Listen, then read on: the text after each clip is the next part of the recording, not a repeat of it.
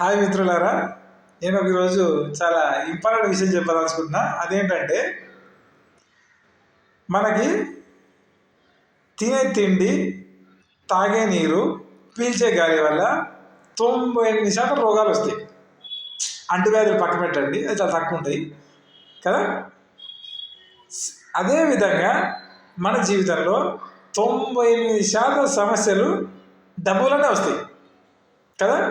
మీరు ఒకసారి ఆత్మపరిశీలన చేసుకోండి, నేను చెప్పేది అబద్ధమా నిజమా అనేది కదా.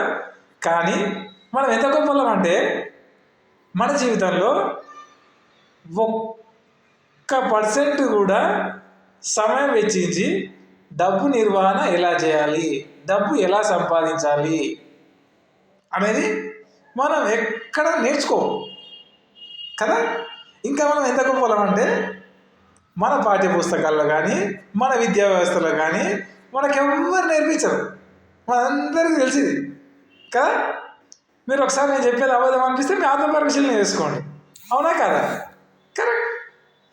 For more content subscribe my channel.